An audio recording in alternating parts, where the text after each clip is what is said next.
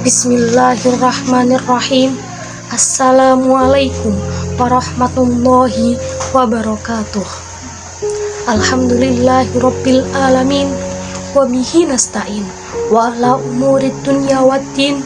Wassalatu wassalamu ala asrafil anbiya'i wal mursalin wa ala alihi wa sahbihi ajma'in. Amma ba'du.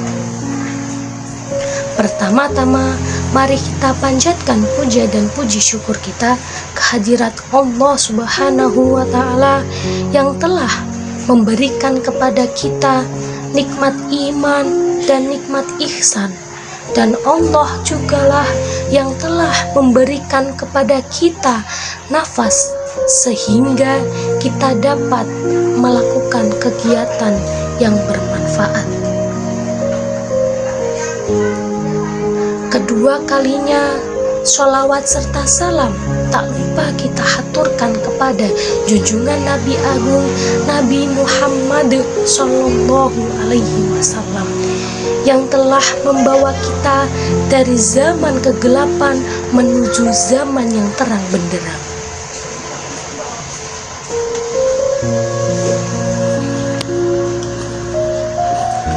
Hadirin yang dirahmati Allah, dalam surah As-Fussilat ayat 40 Allah berfirman, A'udzu billahi minasyaitonir rajim.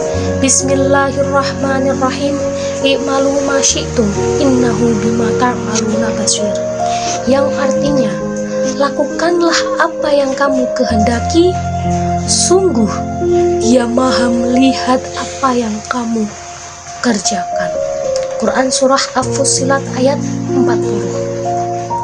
Rasulullah Shallallahu Alaihi Wasallam bersabda dalam sebuah hadis yang diriwayatkan oleh Al-Hakim. Beliau berkata, Al-haya wal iman quri'a jami'a fa idza rufi'a ahaduhuma rufi'al akhar, yang artinya iman dan malu merupakan pasangan dalam segala situasi dan kondisi. Apabila rasa malu sudah tidak ada, maka iman pun akan sirna dengan sendirinya. Hadis riwayat Al-Hakim. Dan ada pula dalam hadis yang menerangkan bahwa rasa malu adalah sebagian dari hilangnya iman. Na'udzubillahi min dzalik. Maka dari itu, jika kita sudah tidak memiliki rasa malu terhadap siapapun, maka iman kita secara perlahan akan hilang dengan sendirinya. Malu adalah satu kata yang mencakup perbuatan menjauhi segala apa yang dibenci. Imam Ibnu Qayyim rahimahullahu ta'ala berkata, malu berasal dari kata hayah atau hidup, dan ada yang berpendapat bahwa malu berasal dari kata al-haya yang artinya hujan. Akan tetapi makna ini tidak masyhur atau belum diketahui kebenarannya. Hidup dan matinya hati seseorang sangat berpengaruhi sifat malu tersebut. Begitu pula dengan hilangnya rasa malu dipengaruhi oleh kadar kematian hati dan roh seseorang. Hingga setiap kali hati hidup, pada saat itu pula rasa malu menjadi lebih sempurna. Malu merupakan suatu perasaan yang merasa tidak enak hati karena perbuatan atau sesuatu yang kurang baik, kurang benar, atau berbeda dengan kebiasaan yang kita lakukan, merasa memiliki cacat dan kekurangan, dan sebagainya. Di dalam Islam, rasa malu terbagi menjadi 3 kategori. Yang pertama yaitu malu terhadap Allah Subhanahu wa Ta'ala. Yang kedua, rasa malu terhadap manusia. Yang ketiga, rasa malu terhadap diri sendiri. Yang pertama, malu terhadap Allah Subhanahu wa Ta'ala. Rasa malu kepada Allah akan mendorong seseorang untuk melakukan perbuatan yang diperintahkan olehnya dan akan menjauhi segala larangannya. Contoh dari hal tersebut adalah malu kepada Allah jika kita tidak melaksanakan kewajibannya atau perintah Allah, seperti halnya melakukan sholat 5 waktu, berpuasa, dan menjaga pandangan jika bertemu dengan lawan jenis. Yang kedua, yaitu rasa malu terhadap manusia. Saat seseorang memiliki sifat malu kepada manusia, maka ia akan menjaga pandangan dan tidak akan memiliki keberanian untuk melakukan dosa di hadapan orang lain. Karena apa? Dia memiliki rasa malu terhadap orang lain. Contoh dari hal tersebut adalah dia merasa bahwa dia itu terlihat gemukan atau wajah yang tak beraturan, mendapatkan nilai yang jelek, malu tidak melaksanakan sholat karena mendapat teguran dari teman sendiri. Yang ketiga, rasa malu terhadap diri sendiri.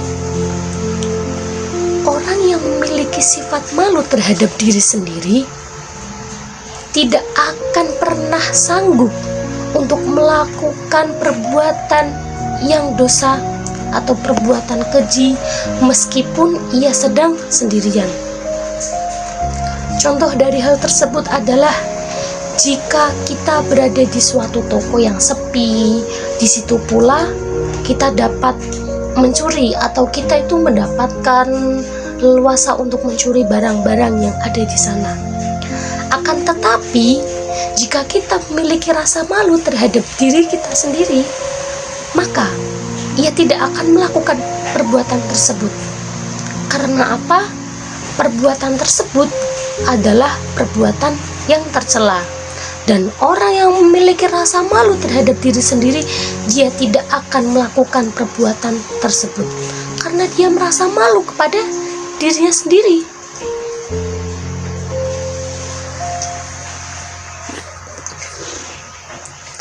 Apabila seseorang hilang rasa malunya secara bertahap, perilakunya akan buruk, kemudian menurun kepada yang lebih buruk, dan terus akan meluncur lebih dari yang paling buruk, yaitu hina kepada, setelah hina akan turun lagi kepada yang lebih hina, dan dia akan diturunkan derajat yang paling rendah lagi, lebih dari hina. Apabila rasa malunya sudah dicabut, maka orang tersebut tidak akan menjumpainya kecuali dijauhi. Apabila tidak menjumpainya kecuali dibenci dan dijauhi, maka dicabutlah darinya sifat amanah. Apabila sifat amanah sudah dicabut oleh Allah, maka dia tidak dapat mendapati dirinya kecuali sebagai pengkhianat. Dia akan merasa bahwa dirinya adalah pengkhianat dan dia akan dikhianati oleh orang-orang. Kalau sudah jadi pengkhianat dan dikhianati, maka dia akan dicabutlah darinya rahmat. Naudzubillahi min dzalik. Kalau rahmat sudah dicabut darinya, dia tidak akan mendapati kecuali terkutuk yang mengutuk. Apabila terkutuk yang mengutuk sudah dicabut darinya, maka akhirnya dicabutlah ikatan keislamannya. Hadis riwayat Ibnu Majah.